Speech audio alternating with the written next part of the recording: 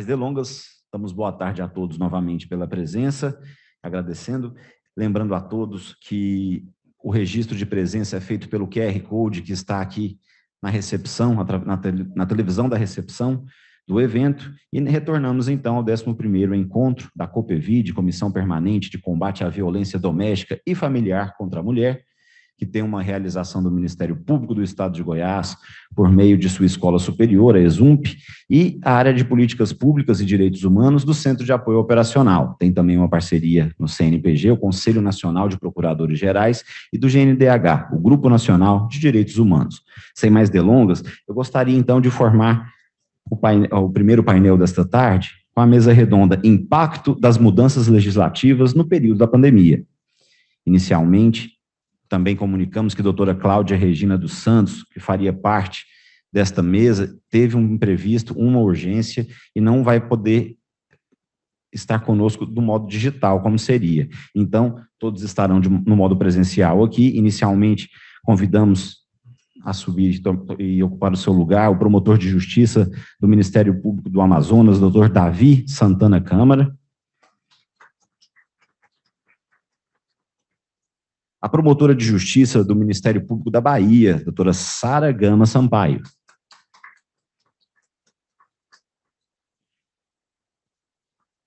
Promotor de justiça do Ministério Público do Distrito Federal e Territórios, doutor Tiago Pierobon de Ávila. Convidamos também ele que fará a intermediação desse debate, ele que é promotor de justiça e integrante do Núcleo de Gênero do Ministério Público do Estado de Goiás, doutor Leandro Coiti Murata. Para a devida apresentação de todos os palestrantes, ele que estará logo depois coordenando também o espaço dialogal, passo a palavra ao promotor de justiça, doutor Leandro Coiti Murata.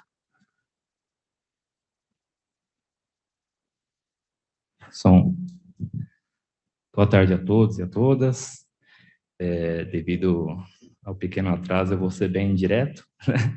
Para a gente não perder tempo, para a gente poder aproveitar bastante aqui a exposição dos colegas. Só antes, parabenizar a todos pela organização do evento, na pessoa da colega inspiração nossa aqui de Goiás, doutora Rúbia. Um evento aqui que, para a gente que atua nessa área, né? O pessoal brinca muito que a gente enxuga gelo, mas são eventos como esse, ainda mais ladeado com colegas aqui que são referência, tanto na parte teórica, na área acadêmica, quanto na prática também, que servem para a gente se renovar, né? Renovar as nossas esperanças, as nossas forças, para a gente continuar atuando. Então, eu vou só fazer uma breve apresentação dos colegas que farão a exposição. Dr. Davi Santana Câmara, que é membro titular da COPEVID e promotor de justiça do Ministério Público do Amazonas.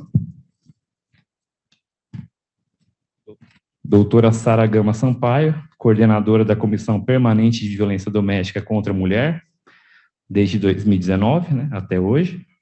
Promotora de Justiça titular da primeira Promotoria de Direitos Humanos do Estado da Bahia. E o doutor Tiago Pierobon de Ávila, promotor de Justiça do Ministério Público do Distrito Federal e Territórios, titular da segunda Promotoria de Justiça de Violência Doméstica contra a Mulher de Brasília. Então, sem mais delongas, vou passar a palavra ao doutor Davi, que vai iniciar. Não? A doutora Sara teve uma pequena alteração, perdão. Então, passo a palavra à doutora Sara.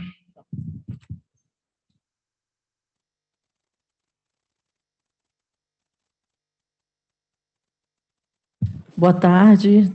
Estão me ouvindo bem, né? Gente, vocês se incomodam se eu tirar a máscara um pouquinho, eu vou me afastar um pouco, mas tirar, porque para ficar falando é meio complicado. Bom, quando a gente pensou nesse painel, nós pensamos nesse momento de gestão, essa gestão que acaba hoje, né?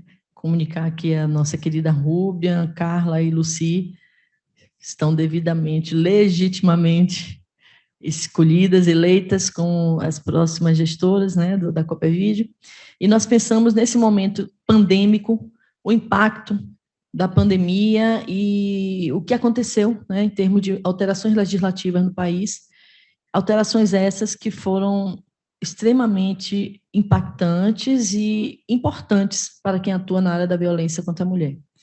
Foram várias alterações, eu tenho aqui uma apresentação de PowerPoint que eu vou passar para vocês, eu enumero essas alterações, e por uma questão de estratégia, a gente combinou, eu, Davi e Tiago, até por conta do atraso, que eu vou explanar sobre algumas coisas e eles se aprofundam, né, em alguns aspectos, para a gente poder dar uma dinâmica melhor e não ficar repetitivo, tá bom? Por favor, quem está me ajudando aqui no PowerPoint, pode passar, por favor. Passa aqui. Bom, vamos lá. A gente, quando pensa nas retrospectivas de direito, a gente pensa numa retrospectiva feminista, né? Então, nós temos em 85 a primeira política pública eficaz em favor das mulheres, que foi a criação da DEAN, no estado de São Paulo.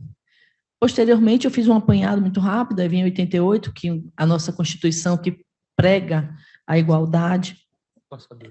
Só isso aqui, e eu aponto para lá, pronto.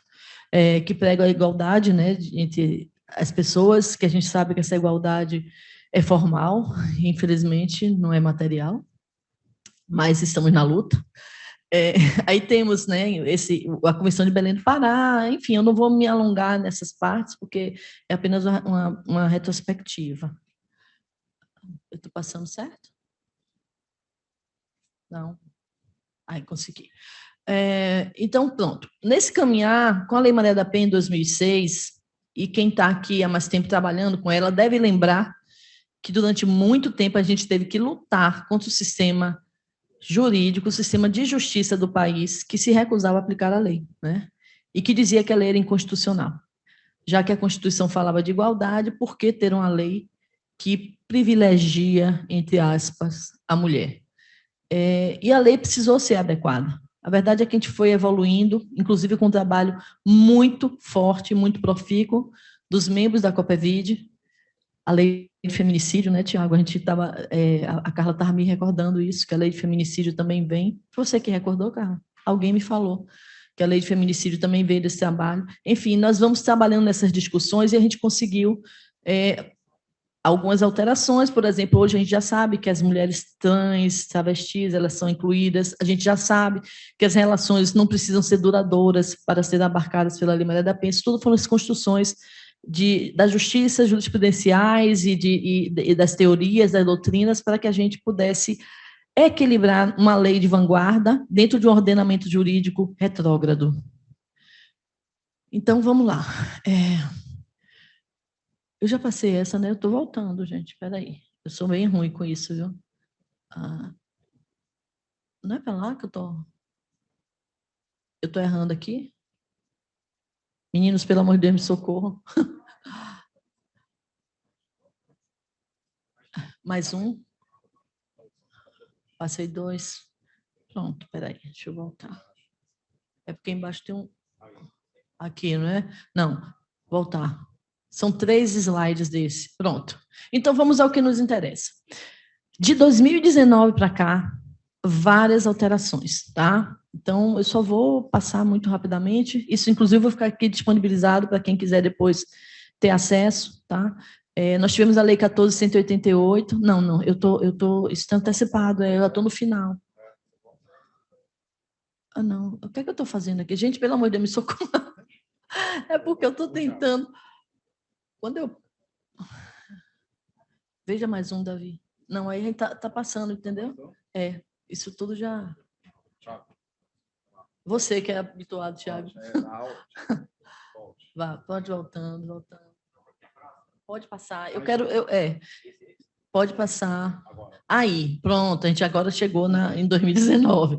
Eu botei, inclusive, por ordem cronológica. Então, assim, em maio nós tivemos aquela lei em maio de 2019 que permite que delegados de polícia possam dar, né, as medidas protetivas. Em 2019 ainda, a lei que torna obrigatório constar no boletim de ocorrência se a vítima for portadora de algum tipo de deficiência. Vamos um pouquinho também mais, aí chega em setembro, temos a lei que determina o ressarcimento dos serviços prestados pelo SUS. eu fiz o contrato, não, está isso mesmo. Em outubro, a prioridade para a matrícula de filhos em estabelecimentos mais próximos da moradia da vítima. Tudo isso de 2019 para cá, foi uma coisa atrás da outra. Não sei se vocês todos têm conhecimento, mas tem mais de 100 projetos de lei tramitando no Congresso Nacional, cujo enfoque é a violência contra a mulher e a proteção integral da mulher. Projetos esses que a gente tenta acompanhar, muitas vezes a gente acorda no susto, a exemplo do Estatuto da Mulher Grávida, né, que a gente levou aquele apelido da Bolsa Estupro, que nós precisamos trabalhar muito firmemente para que ele não fosse aprovado, inclusive já no Senado, com relatoria e tudo mais.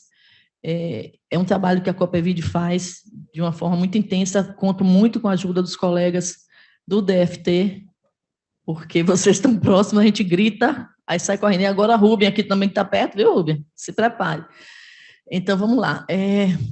Chega em outubro, de novo, nós tivemos aquela lei que dá competência para o juizado de violência doméstica para aquelas ações de divórcio, todas naquela situação de consensualidade que é feita hoje dentro dos cartórios, né? Então, na verdade, o que já se fazia nos cartórios, a lei permite que os juizados façam.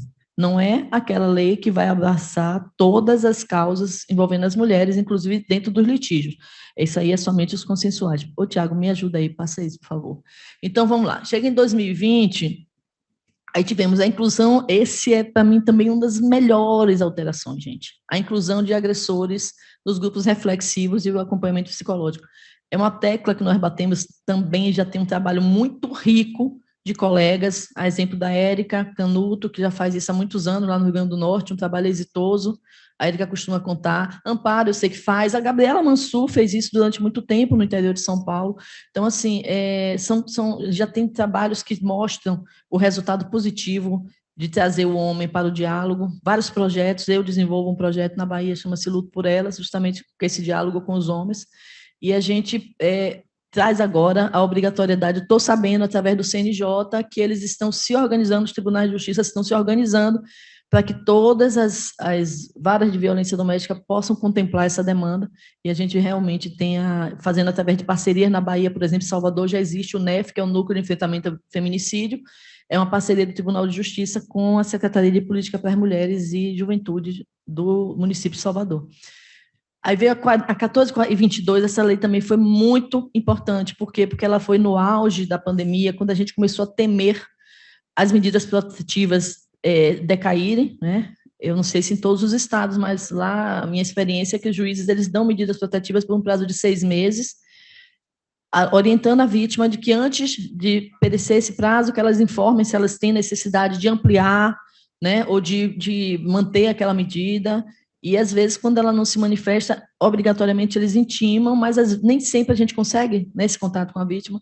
Até a dificuldade que nós tivemos agora em razão da pandemia, de não poder acessar essas pessoas. Então, a Lei 14.22, a Cláudia ia explanar muito bem, ela tem um trabalho muito bom nesse sentido. Ela trouxe esse dinamismo, né, as intimações online, que eu acho que é coisa que veio para ficar, tá? Na minha cabeça, por exemplo, as audiências que a gente fazia de violência doméstica, tudo online, minha opinião pessoal, eu sou contra a oitiva da vítima e do réu online. Eu acho que isso tem que ser olho no olho. Até para a gente ter a segurança de que aquela vítima está devidamente...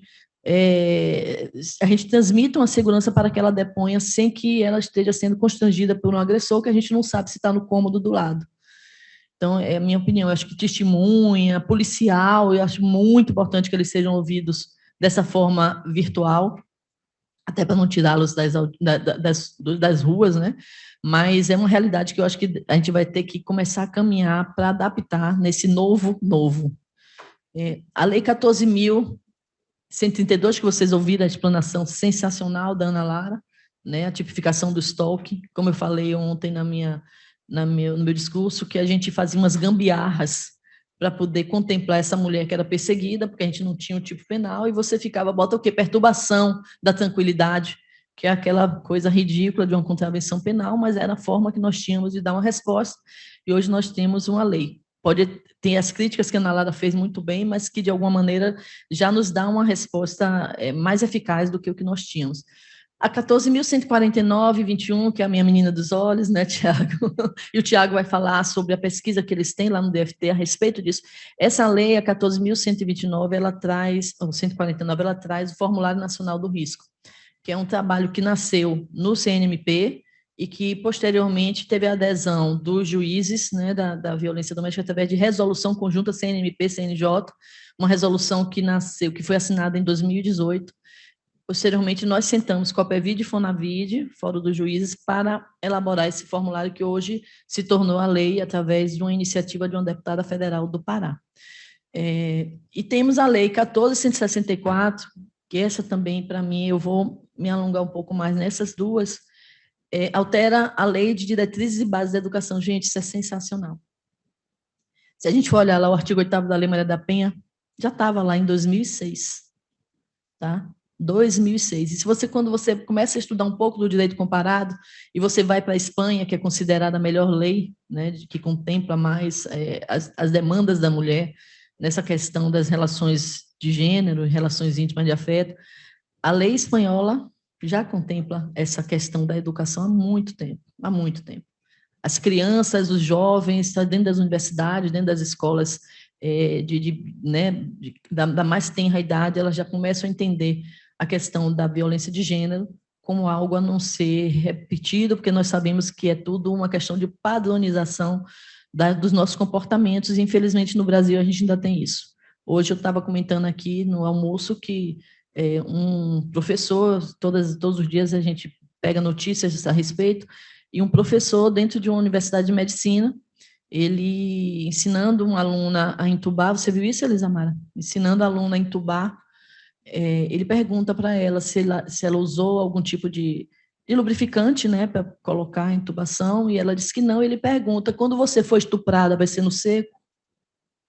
Então, assim, é aquela velha cultura do estupro, né, que a gente continua ainda batendo na mesma tecla, e assim, se isso já é um repúdio enorme por parte da sociedade, imagina por uma pessoa que é um docente, um formador de opiniões, uma pessoa que vai direcionar vários jovens, né, dentro da sociedade. Então, a gente ainda convive com isso. Por favor, Tiago.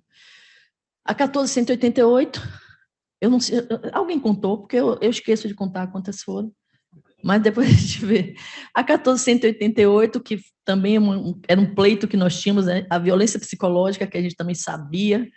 Eu digo, inclusive, que a violência psicológica ela é o esteio das demais, né? Começa com a violência psicológica, daí ela vai naquela crescente, aquela espiral crescente, até se tornar um feminicídio. E agora é um tipo penal que também já era dentro tanto da lei espanhola como da chilena, que, volto a dizer, são consideradas, junto com a nossa, as 3 melhores do mundo, já contemplava essa questão, e agora a gente tem também no nosso ordenamento. A 14.192, que define e pune a violência política. Gente, aí quando a gente fala de violência política, eu ouvi muita gente dizer assim, então as vereadoras, as deputadas estão protegidas. Não, nós também. São todos os agentes, todas nós, agentes públicos, né, que estamos exercendo algum tipo de atividade. A gente tem uma atuação política, sim, e essa lei nos contempla se nós sofrermos algum tipo de constrangimento em razão de sermos mulheres, né? A Lei 14.245, que é essa última, acabou de entrar, que é conhecida como Mariana Ferrer, né? Que é aquela que torna mais grave a coação no curso do processo, sobretudo quando se tratam de crimes sexuais, para não se repetir o que a gente assistiu naquela audiência lamentável, em que a vítima, mais uma vez, independente do resultado do processo, independente, a gente já sabe até que o tribunal confirmou a sentença absolutória do empresário, mas independente de qualquer coisa, a forma como aquela moça foi tratada doeu para qualquer uma mulher que estivesse numa situação, imagina só, você chegar até um tribunal e ser humilhada daquela maneira, né? Enfim, então, evoluções. Eu considero esse período de evolução para nós. Passa para mim, Tiago, eu não vou ficar... Volto a dizer, né, que a gente, quando a gente fala da Lei Maria da Penha, e aí eu volto a dizer, e eu bato essa tecla o tempo inteiro do quanto eu sou agradecida por esse marco, na vida das mulheres brasileiras. Uma lei que, em 2006, falava de risco, falava de gênero, falava disso aqui, ó, que a gente precisa da integração operacional entre promotores, juízes, defensores, ou seja, falava de rede de atendimento. Passa para mim, Tiago, por favor. Que falava aqui, ó, no inciso 5º, a promoção e realização de campanhas educativas de prevenção à violência doméstica e familiar voltadas ao público escolar. A lei que acabou de sair aí. Aqui o outro também, que eu botei esse destaque, é o destaque nos currículos escolares de todos os níveis de ensino. Isso já está na Lei Maria da Penha, né? Então, na verdade, a gente está adequando o ordenamento para aquilo que a lei, eu diria que a Lei Maria da Penha é uma espécie de uma constituiçãozinha, né, na vida das mulheres, porque assim como a Constituição dá a base das leis ordinárias, a Lei Maria da Penha ela tem direcionado o ordenamento jurídico brasileiro para se adaptar melhor nessa temática. Por favor, Tiago. Aí eu vou passar muito rapidamente, porque o Tiago vai falar do formulário, aquilo que eu falei para vocês, que a gente fez foi uma resolução conjunta, que o formulário nasceu no CNMP. Pode passar, por favor. Tiago, você está meio... Já deu 15 minutos? Então pronto. Ó. Então vamos lá. Passa aqui, por favor. Não vou entrar nisso, pode passar. Tiago vai falar do formulário. Aliás, o formulário está disponível, vocês todos já devem conhecer, não é? O formulário, não vou ficar me atendo às questões, tal, está lá disponível. Na 149, que é a 1449, eu só quero chamar a atenção pelo seguinte: teremos muito trabalho pela frente, tá? Então, deem uma olhada melhor, eu não tenho muito tempo, mas preste atenção nessa lei. Ela estabelece o mês de março. Está aqui março, tá, gente? A gente já está praticamente fechando o ano. Ela estabelece o mês de março para que a gente trabalhe com os currículos escolares no ensino fundamental, ou seja, você vai pegar criança de todas as idades, jovens ainda, né? Então você vai ter que ter um linguajar adequado para tratar da violência doméstica para cada faixa etária, e a formar isso e capacitar os professores para que sejam multiplicadores. É um trabalho muito grande, e que a gente precisa começar a se apropriar disso. Eu acho que é papel do Ministério Público esse fomento dessa política pública, importantíssima, porque só assim a gente vai criar gerações menos hostis para as nossas mulheres. Pode passar, Tiago. Aí eu repeti a lei, não vou ficar lendo para vocês. O que é que se falava antes da lei? Ele falava somente a lei, ela muda a lei de diretrizes e bases para incluir a questão da violência doméstica, porque ela já falava na questão do Estatuto da Criança e do Adolescente e nas questões humanitárias, mas não se falava da mulher. Então ele entra nessa mudança, que é esse recorte que é importante para nós. Por favor. Aí eu nem vou passar, porque isso aqui é a pesquisa do Tiago, tá? Gente, aí termino aqui, ó. Eu adoro terminar minhas palestras estimulando as pessoas a uma reflexão. E aí, volte só esse aqui para eu ler um negócio aqui, ó. O que é que acontece? Vocês conhecem o Mia Couto, né? Ele adora as coisas do Mia Couto. Ele fala aqui, ó. O que faz andar a estrada é o sonho. Enquanto a gente sonhar, a estrada permanecerá viva. E é para isso que servem os caminhos, para nos fazer parentes do futuro. Somos todos os feitores, os realizadores do futuro. A gente nunca deve parar de sonhar. E eu agradeço a vocês por terem participado desse sonho comigo. Esses 2 anos de Copavid, eu já vou me emocionar de novo. Foram 2 anos muito ricos, muito estimulantes, em que a gente teve vitórias muito boas, derrotas, lágrimas, decepções, como tudo na vida. Mas o mais importante foi isso aqui, ó. Foi eu saber que eu contei com a parceria, com o apoio, com a dedicação, não só das pessoas que compuseram, né, Suzana, como a Suzana e a Cláudia, mas de todos os colegas. Fica aqui meu agradecimento especial a todos vocês, todos que participaram efetivamente dessa caminhada. Dizer que continuo, não estarei mais à frente, mas eu continuo como representante da Bahia, e independente, eu esteja onde eu estiver, meu coração é Copavid, e estou à disposição de vocês. Muito obrigada, gente.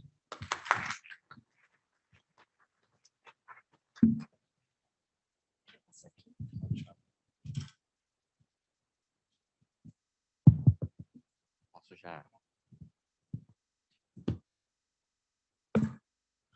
Então, Então, boa tarde aí a todas e todos. Deixa eu colocar o meu cronômetro aqui para começar a rodar, porque o cronômetro me ajuda. Não, tá aqui, ele vai tocar. Enfim, na nossa divisão de temas aqui, a gente pediram para que eu falasse um pouquinho com vocês sobre uma pesquisa que a gente fez lá no âmbito do Ministério Público do Distrito Federal e Territórios, na verdade, subsidiada pela Escola Superior do MPU, com o apoio logístico do Núcleo de Gênero, na época, começou na gestão da Mariana, depois eu prosseguiu com a... Aliás, começou na gestão da Liz, depois foi para a Mariana e a gente conseguiu terminar agora na gestão da Cíntia, sobre feminicídios, que dialoga com o tema do formulário de avaliação de risco, e depois, me sobrando tempo, eu vou falar um pouquinho de algumas primeiras impressões sobre a lei da violência psicológica. Tá? Então, em síntese, como que foi essa pesquisa que a gente fez lá? A gente selecionou 2 anos, no nosso caso 2016 e 2017, fizemos levantamento de todos os casos de feminicídio que aconteceram no Distrito Federal, pegamos cópia integral dos processos do júri, né?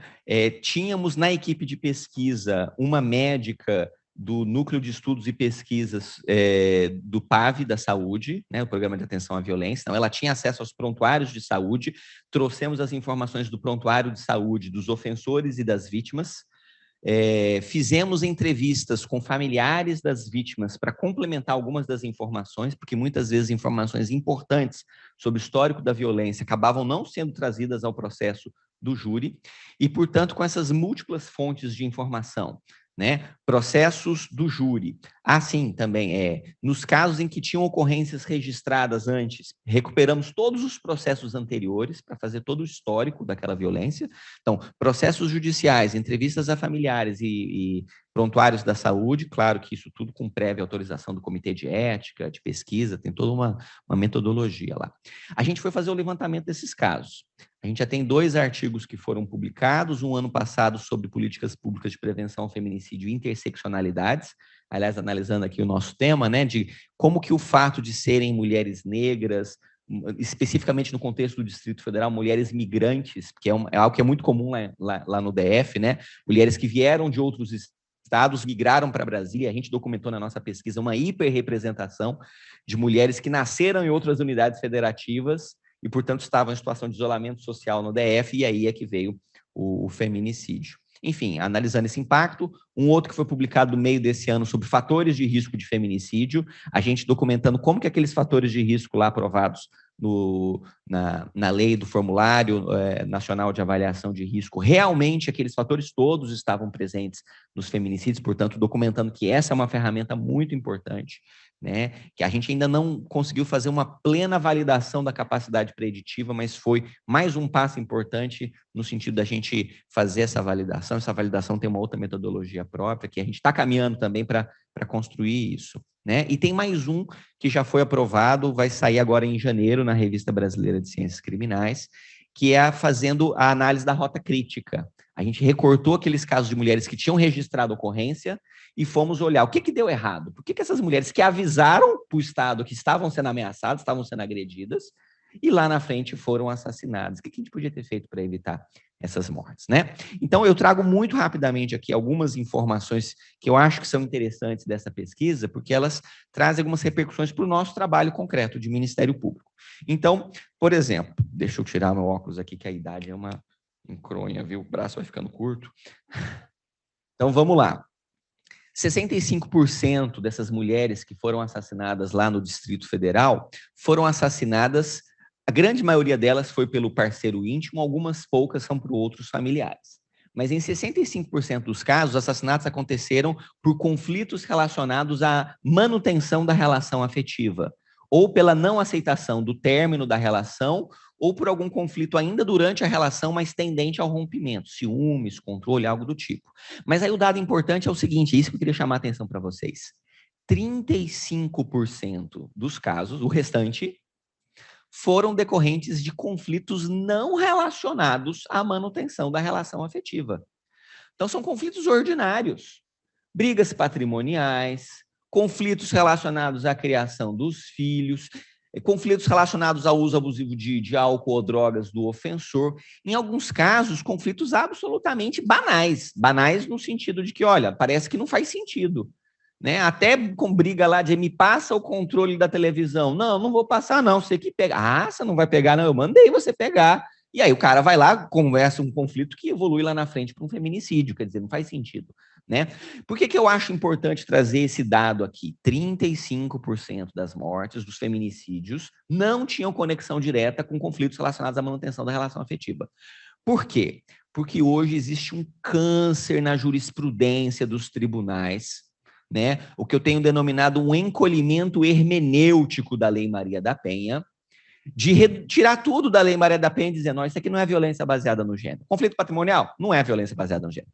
Conflito de família? Não é violência baseada no gênero. Conflito de briga na visitação dos filhos? Não é violência baseada no gênero. Irmão contra irmã? Não é violência. E estão depenando a Lei Maria da Penha em absoluta contrariedade àquilo que era a diretriz original da legislação. Não leram uma paginazinha de um livro de sociologia das relações de gênero, porque não tem ninguém lá na sociologia que vá dar uma explicação justificando isso. Aliás, é o contrário. Lá na sociologia, a gente faz uma expansão substancial do conceito de violência baseada no gênero. Para outros casos, como, por exemplo, assassinatos aleatórios de mulheres lá em Cidade Juárez, que foi a gênese, né, do movimento latino-americano de criminalização do feminicídio, assassinatos de mulheres em contextos de brigas de gangue, né, de conflitos armados, enfim, tem várias outras áreas lá na sociologia que se amplia substancialmente o conceito, e eles não estão conseguindo enxergar o mais básico. Eu, semana retrasada, tomei ciência de uma denúncia minha, que o juiz declinou a competência para a vara criminal. Era um caso de um companheiro que chegou em casa absolutamente embriagado, tinha problema com álcool, a mulher reclamou que ele chegou em casa embriagado e ele deu uma surra na companheira. Então eu tenho lá a mulher dizendo que foi agredida, os 2 filhos confirmando, o laudo do ML dizendo que a mulher está toda roxa, e o Ministério Público denuncia, e o juiz declina a competência para a vara criminal, porque isso não é violência baseada no gênero. Isso aí é problema de álcool e drogas. Olha o nível do absurdo que nós chegamos. Então, é o que eu sempre digo, por onde passa um boi, passa uma boiada. O STJ abriu a porteira lá atrás, quando falou que os juízes tinham que analisar se no caso concreto tinha ou não tinha violência baseada no gênero. E a hora que eu permito isso, que eu exijo que os juízes enxerguem o invisível, para poder aplicar a lei, o que vai acontecer é que os juízes não vão enxergar o invisível e vão sistematicamente retirar do âmbito de proteção da Lei Maria da Penha casos que deveriam com certeza estar, porque a lógica da Lei Maria da Penha não é olhar para o ofensor e uma motivação de gênero do ofensor. A lógica da Lei Maria da Penha é olhar para a vítima. Ela precisa de proteção. Essa mulher, ela não está sendo criada em Marte, não. Ela está sendo criada aqui no Brasil. Um dos países mais machistas do mundo, o 5º do mundo em quantidade de mortes de mulheres proporcionais. Então, essa mulher precisa de proteção. A Lei Maria da Penha já fez a escolha dela. O programa político normativo subjacente à Lei Maria da Penha já é esse. Todas as mulheres que sofrem violência nas relações domésticas, familiares e íntimas de afeto atuais ou pretéritas precisam de proteção. Então, acho que esse é um dado interessante da pesquisa, né? Que não é só conflitos relacionados à manutenção da relação afetiva. Conflitos outros ordinários estão levando as mulheres a serem assassinadas e o sistema de justiça não pode fechar os olhos. A minha impressão é que depois que o cara vai lá e mata, aí o pessoal do júri fala, opa, era feminicídio, o negócio era sério mesmo. Mas antes de assassinar essa mulher, quando ela foi lá na vara de violência doméstica pedir uma medida protetiva, aí hoje os juízes estão com essa historinha de... Juízes não só, né? Às vezes até colegas nossos do Ministério Público, né? Porque a pressão vamos arquivar os processos, vamos diminuir a quantidade de processos em tramitação na vara. E a gente esquece de cumprir o que está na lei, que é proteger de forma eficiente essas mulheres. Então esse é um primeiro dado interessante. Outro dado interessante da nossa pesquisa, 100% das mulheres que foram vítimas de feminicídio no Distrito Federal no período do recorte da pesquisa tinham sofrido violências anteriores ao feminicídio. 100%. 61% tinham sofrido agressões físicas. Mas mesmo no outro grupo, eu tinha outras formas de violência, especialmente a violência psicológica. Agora, o importante é que nem sempre essas informações estavam nos processos do júri. No júri não aparecia isso. Às vezes eu só descobri essa informação quando eu pegava o prontuário da saúde. E aí eu vi que 2 semanas antes dela sofrer o feminicídio, ela já tinha dado entrada num postinho de saúde com outra forma de violência, que nem tinha registro de ocorrência policial, mas estava lá na saúde, ela recebendo atendimento por conta de violência doméstica. Ou então, quando eu ia entrevistar a parente, né? Normalmente a irmã ali, a mãe e a irmã falavam, não, ele xingava sempre, ele controlava, ele não deixava ela visitar a gente, ele isolou ela socialmente. E aí lá na frente vem o feminicídio, né? Então esse é um ponto importante. Feminicídio é uma morte evitável. E por que é uma morte evitável? Porque os sinais indicativos do risco da escalada da violência, eles sempre estão presentes. Nenhum desses casos eu tive um conflito e pela primeira vez, do nada, o cara sacou uma faca, uma arma ou estrangulou a mulher para onde ela matar. Não. É um histórico, um contínuo de violências que começa com a falta de respeito, com o controle coercitivo, com a violência psicológica, com a agressão física, com o espancamento, com a violência sexual. E se eu não tratar, a tendência é a escalada para o ápice da violência disciplinar de gênero, que é o feminicídio. Aliás, todas as teóricas lá da sociologia, quando você constrói o conceito de feminicídio, ele já é construído em cima desse conceito. Feminicídio é o ápice da violência disciplinar sobre a mulher. A nossa pesquisa documentou que isso realmente é verdade. Então, mais um ponto importante para a gente utilizar o questionário de avaliação de risco, porque ele efetivamente dá instrumentos para a gente verificar que esse é um caso que está crescendo no ciclo da violência e está quase chegando no feminicídio. E esse é um ponto importante, porque o conceito de risco é um conceito absolutamente distinto do conceito de gravidade criminal. Às vezes, do ponto de vista de gravidade criminal, eu tenho uma ocorrência policial por injúria e contravenção penal de vias de fato. Aí você vai olhar assim, pô, injúria provavelmente não vão ajuizar a queixa, eu tenho uma contravenção penal aqui. Mas, às vezes, aquela contravenção penal, na hora que você olha para o risco, já está um risco lá batendo na estratosfera. E a gente precisa ter uma articulação diferenciada da nossa rede para dar uma atenção a esses casos. O que mais que eu achei de interessante aqui? 71% das vítimas de feminicídio na nossa pesquisa eram mulheres negras. Então, tá vendo aqui o recorte da interseccionalidade? De forma clara, né? Lá no Distrito Federal, as mulheres negras são 54% da população. Então, claramente, uma hiperrepresentação de mulheres negras. O que mais? Maioria dessas mulheres em profissões precarizadas.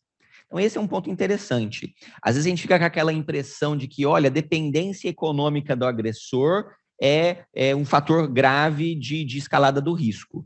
Bom, essa é uma visão das mulheres brancas sobre o fenômeno da violência doméstica, né? Porque quem pode se dar ao luxo de ficar em casa sendo sustentada pelo marido, no fundo, é uma mulher de classe média. As mulheres negras, as mulheres socialmente excluídas, sempre trabalharam. Desde o período colonial, elas estavam trabalhando. Então, a nossa pesquisa documentou, a grande maioria dessas mulheres trabalhava. Algumas poucas estavam desempregadas, mas a maioria trabalhava. Mas a pergunta é, trabalhava de quê? Trabalhava de empregada doméstica, de faxineira, cobradora de ônibus, vendedora ambulante, profissões altamente precarizadas. Qual que é o histórico de vida dessa mulher? Né? Um histórico de baixo nível de escolaridade, né, dificuldades de inserção no mercado de trabalho. Então, a ideia de que há uma forte sobreposição na violência letal no nosso contexto nacional, não apenas do gênero, mas também da raça e da classe social. Raça e classe aumentam ainda mais o risco da ocorrência da violência letal. Não que o feminicídio seja um fenômeno exclusivo das classes baixas. Não é isso. Também tivemos casos de classe média. Quando tem, aí vai para o jornal, né, vira manchete, todo mundo fica indignado com o tema.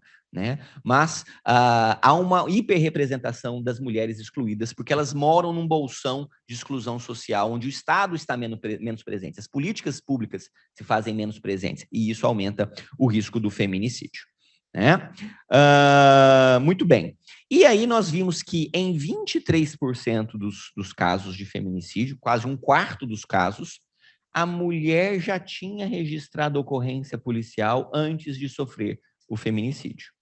Então a gente tem duas questões importantes aqui. Vejam, 3/4 das mulheres assassinadas estavam sofrendo violências, mas nunca tinham registrado uma ocorrência policial. Então, a primeira luz que me acende aqui é: precisamos continuar batendo naquela tecla de sempre. Mulher, está sofrendo violência? Não se cale, denuncie. Porque 3/4 das mulheres que foram assassinadas estavam sofrendo violências e não tinham denunciado. Então, é o primeiro ponto. Mas tem um segundo ponto importante aqui. 1/4 dessas mulheres tinha denunciado. Elas avisaram o Estado que estavam em risco de vir sofrer o feminicídio. E lá na frente foram assassinadas, né? Então, os meus 15 minutos encerraram aqui. Vou concluir aqui, né? É o artigo meu que está para sair agora em janeiro. A gente foi colocar uma lupa. O que aconteceu nesses 23% de casos que registraram ocorrências policiais, teve um processo e lá na frente teve o feminicídio? E o que a gente achou nesses casos, pessoal? Uma resposta formal do sistema de justiça à demanda da proteção das mulheres. Então, na maioria dos casos, ou a medida protetiva não foi deferida, e aí a pesquisa documentou de forma muito clara. Quando a medida protetiva é indeferida, isso gera uma frustração dessa mulher com o sistema de justiça.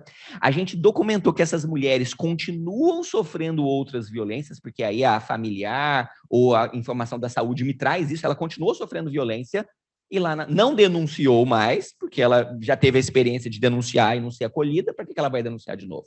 E lá na frente ela sofre o feminicídio. Então, primeiro ponto importante, se a gente não acolhe bem essas mulheres, elas não voltam mais a denunciar as violências e lá na frente tem um feminicídio que pode acontecer, né?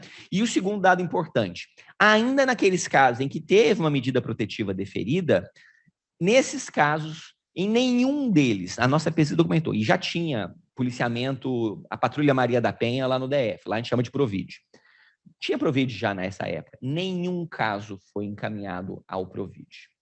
Não teve Patrulha Maria da Penha. Em nenhum caso o homem foi encaminhado a um programa reflexivo para homens autores de violência, né? Então, o que a gente percebe é que uma resposta fria do sistema de justiça, isoladamente, não é suficiente. Aliás, tivemos um caso que teve até alguma repercussão, todos os casos tiveram, mas esse em especial, em que a mulher foi assassinada na porta da casa dela com o papel da decisão da medida protetiva de urgência no bolso atrás da calça. Ela foi assassinada literalmente com a medida protetiva em mãos.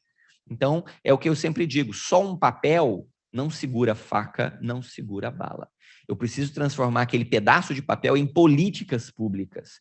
Eu preciso afetar a realidade daquela mulher e daquele ofensor. E como que eu faço isso? Já está desenhado na Lei Maria da Penha. Eu preciso das patrulhas Maria da Penha, eu preciso dos grupos reflexivos, eu preciso de encaminhar essa mulher para um programa de empoderamento, eu preciso de alguém acompanhando o caso de perto, para que as partes entendam que o caso está sendo acompanhado pelo Estado e não pode escalar para um feminicídio, tá? Então, eu fecho aí os meus comentários sobre a minha pesquisa, linkando com a importância do Formulário Nacional, e se me permitem mais 30 segundos aqui só para eu fechar, o outro tema que eu teria a rapidamente comentar é sobre a nova lei da violência psicológica, né? E o que eu queria rapidamente chamar a atenção para vocês é o seguinte: investigar violência psicológica é algo extremamente complexo.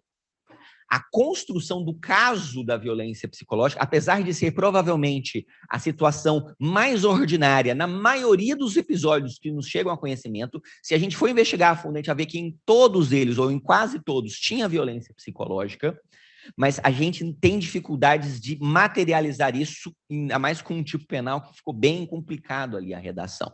Então, o que eu queria chamar a atenção aqui é, precisamos urgentemente avançar na construção de protocolos de investigação criminal da violência psicológica.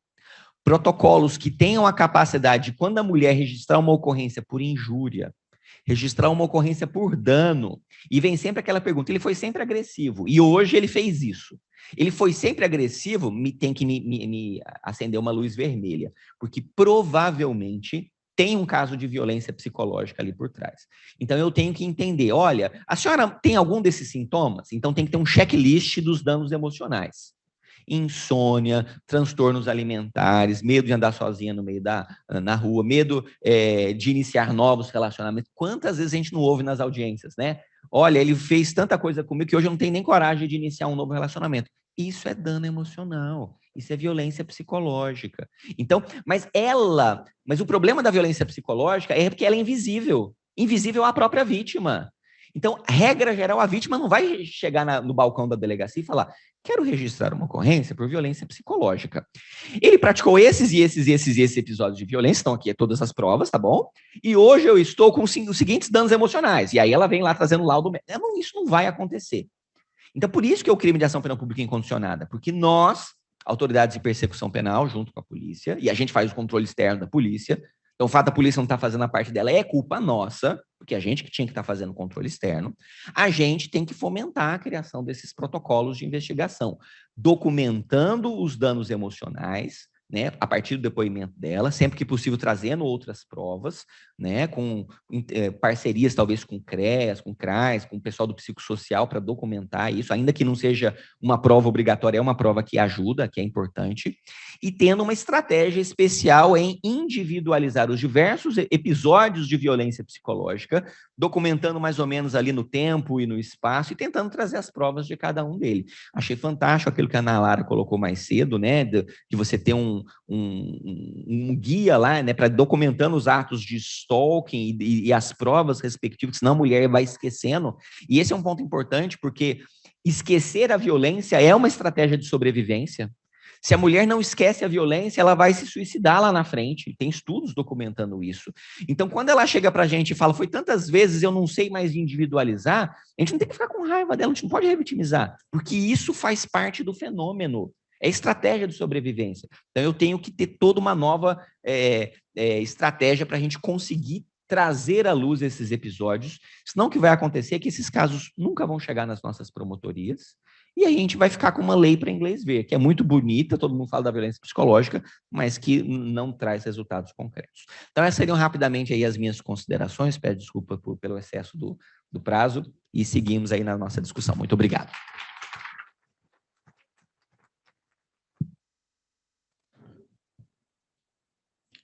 Fazer igual, já vou tirar o óculos, Thiago. Boa tarde a todos e a todas. Primeiramente, eu quero agradecer o convite da Rubem de participar de um painel, pessoas que eu admiro bastante, né? Doutora Sara e doutor Tiago, e eu trouxe uma questão muito prática dessas inovações legislativas. E antes de abordar o tema, eu vou fazer só um retrospecto histórico em relação ao ano passado.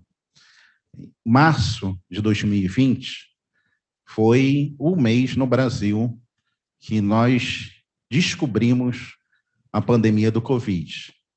E Manaus, Amazonas, como todos sabem, foi a precursora, né? O primeiro estado que teve um colapso do sistema de saúde, inúmeros casos no Brasil, e isso é facilmente compreendido porque Manaus tem um distrito industrial com várias empresas multinacionais. Então, a frequência de pessoas estrangeiras da Ásia é normal no nosso estado do Amazonas por causa do distrito da Zona Franca.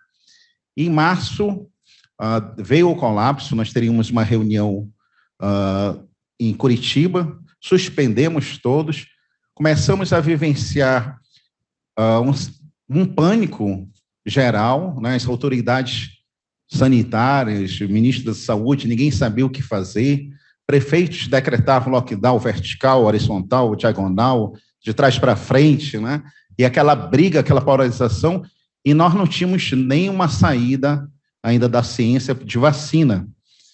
E o CNJ, percebendo que as audiências eram presenciais, né, todas as nossas audiências, para evitar a aglomeração, baixou uma resolução suspendendo as audiências presenciais, né? Disse, olha, vamos suspender, e a maior parte dos juízes, com base nessa resolução do CNJ, suspenderam as audiências porque nós estávamos com problema de saúde, problema de vida.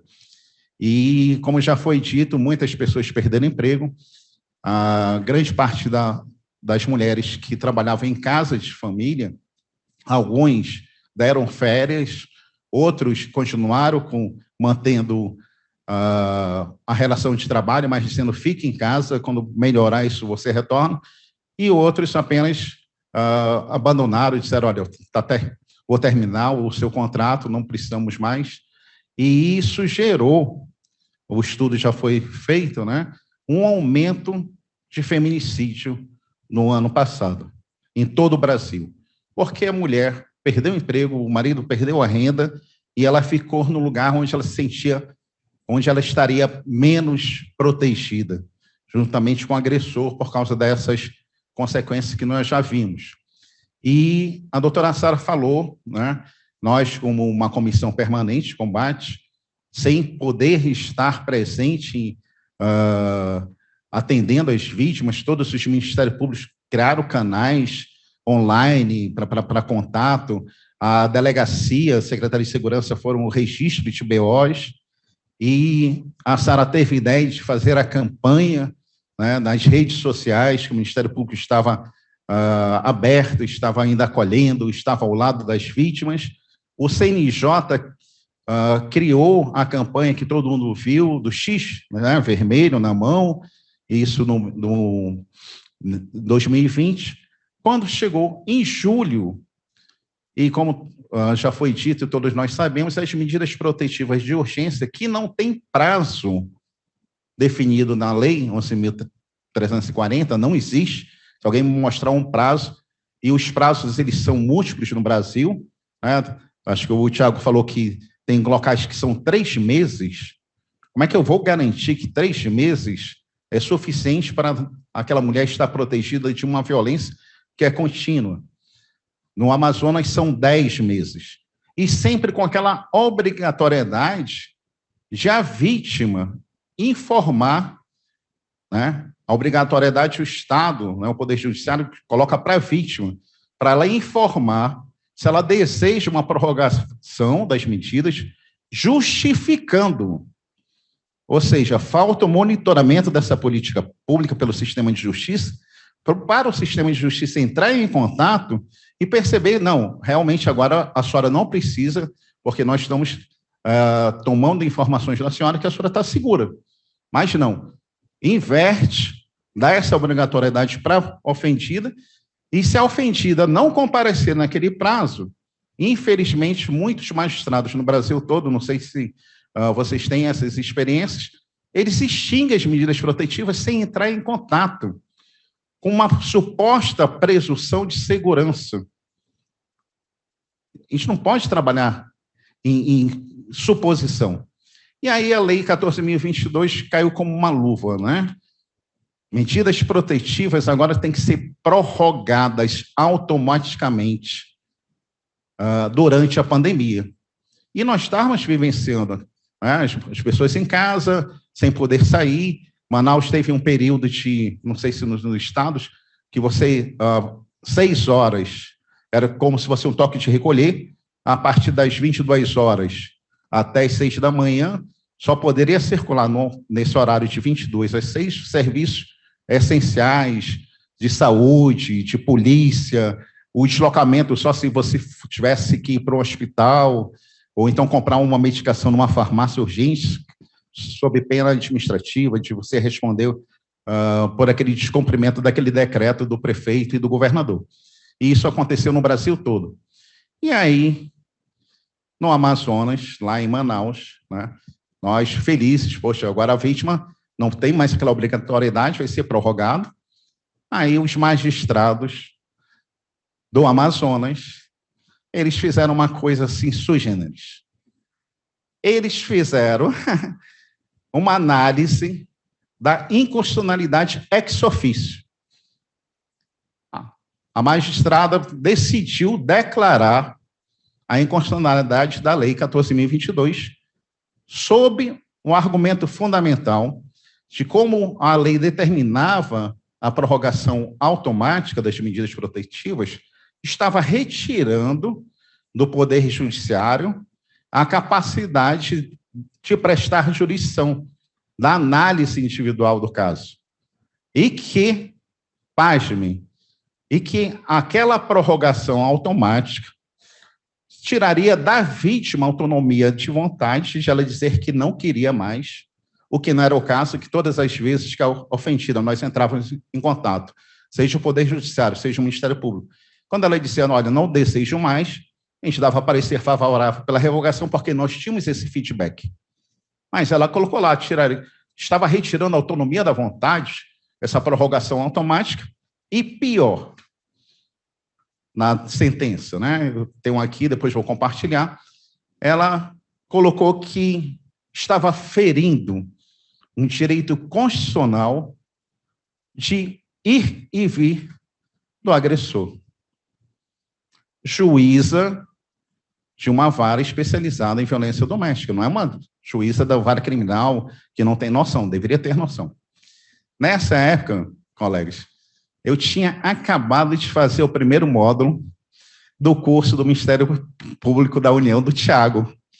Então, tinha aquele embasamento teórico, né, fantástico, aquela legislação internacional, Convenção do Belém Pará, CIDOL, e eu falei assim, não, isso não pode ser. E aí eu comecei a fazer meu recurso de apelação. Eu acho que, graças à pandemia, eu pude participar desse módulo, que antigamente eu não tinha tempo, e eu comecei a ensinar os desembargadores também a ter essa visão, o que é uma violência doméstica, como é que ela é estruturada, e o que significa a violência baseada no gênero. Graças a Deus, né, foram mais de 300 recursos, foram mais de 300 sentenças extinguindo as medidas protetivas num período de pandemia no ano passado. E a primeira Câmara e a segunda Câmara têm os acordos, trouxe para mostrar, deram uma lição, né? É constitucional. Eu fiquei até pensando assim, poxa, mas ex officio, o agressor, o requerido, sequer tinha ficado resignado. Ele não tinha entrado com nada, que não é um pedido, foi assim. Não, eu sou magistrada, essa lei é inconstitucional. É inconstitucional, eu revogo as medidas protetivas e arquive-se. O quê? Como? Aí eu falei assim, não, passei o final de semana todo, a Carla, minha esposa, viu assim, eu indignado, eu falei, não acredito, o assessor, doutor, o que a gente vai fazer? Separa tudo. Separa que eu tenho um material muito bom, vou começar a fazer o recurso. Meu primeiro recurso, eu acho que começou com 10 laudas, aí depois aumentou para 13, 20, eu acho que o atual tem até o mapa do ano passado da violência, eu acho que está em 25 ou 35 laudas para mostrar o que significa. Muito bem, aí ela não pôde fazer nada porque as câmaras começaram a dar provimento ao recurso do Ministério Público, né? Aí eu falei, puxa, estou tranquilo. Ela simplesmente, a juíza disse, não, agora está. Outra sentença, dizendo assim, bem, eu não posso declarar inconstitucional, embora minha convicção, mas acato, a manifestação, né? Mas como a vítima passou o tempo e não entrou em contato, e nós temos meios e canais, gente, existem Brasis e Brasis dentro do nosso Brasil. Existem pessoas que não têm um celular apto para ter uma internet boa. Existem pessoas que não têm conta, né? não tem crédito para ligar. Mas nós, como representantes do Estado, agente público, nós temos o dever de amparar essas pessoas, não o contrário. Mas a juíza disse, olha, não entrou em contato, né? Nós temos aqui canal, está colocando, não sei o que, tudo mais. Não deixo de aplicar o artigo 5º da Lei 14.022 e extingo. Aí, bem, ela estava analisando agora, ela não declarou inconstitucionalidade, estava analisando cada caso, dizendo que a vítima na pandemia, tudo. E aí eu, de novo, o recurso dizendo, poxa, CNJ faz campanha, diz que faz um X, mostra a dificuldade. Todas as estatísticas mostraram que aumentou o feminicídio. A gente está sabendo que a mulher está mais vitimizada, mais fragilizada nessa pandemia. E ela quer que a mulher entre em contato. Recurso de apelação, já mudei lá e tal. Aí a Câmara, novamente, com outra coisa, derrubou, revogou tudo. Aí hoje, obrigatoriamente, ela entra em contato. Ela tem que entrar em contato. Então, foi uma mudança desse monitoramento, porque, como o Tiago disse, se o Poder Judiciário, se o sistema de justiça concede medidas protetivas de urgência e não faz o devido monitoramento, é só um papel, gente. E depois faz uma presunção Ah, não teve novo registro. Então, ela está bem. Ah, quer dizer que a justiça só vai funcionar se ela começar a registrar, né? Apanhei hoje, daqui a 6 meses, apanhei de novo. Ah, então você precisa das medidas protetivas. Não, ela precisa enquanto o Estado não tiver a certeza de que ela está segura. E isso está na aula do Tiago. Na falta da certeza, protege-se a vítima. Então, eu trouxe, né, o recurso, os acordos, vou disponibilizar, deixa eu ver aqui, só um instantinho.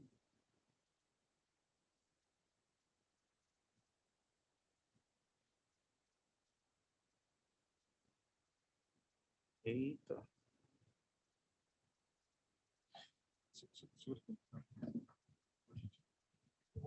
Eu tenho a impressão de que em algum lugar lá no fórum deve ter um voodoo com o nome do Davi, viu?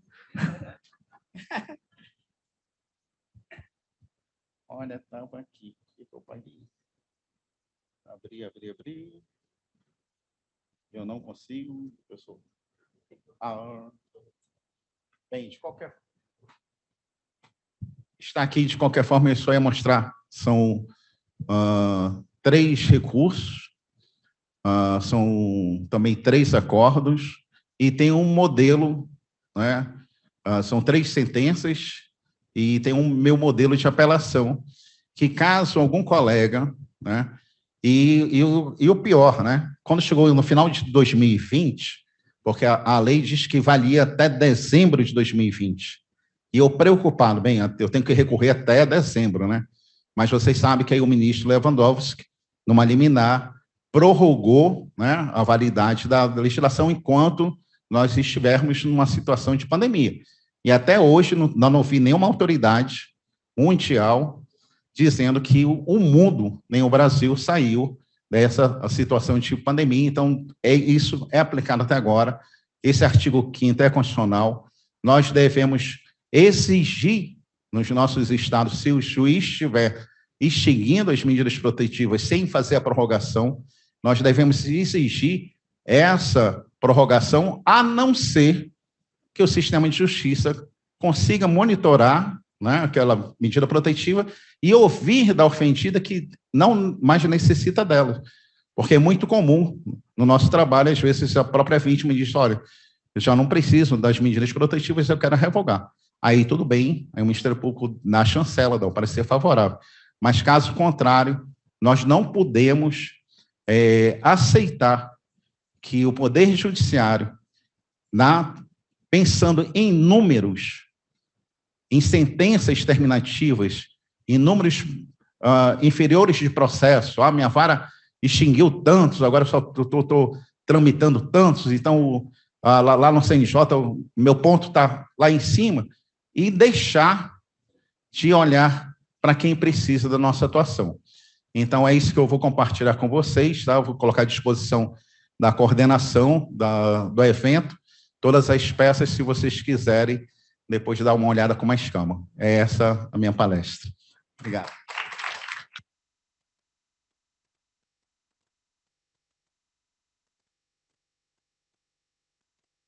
Muito bem, doutor Davi, muito obrigado pelas palavras, do Tiago Pierobon, doutora Sara Gama Sampaio. Antes de darmos prosseguimento ao espaço dialogal, com a coordenação do doutor Leandro Coiti Murata, nós gostaríamos de fazer uma foto oficial do evento. A doutora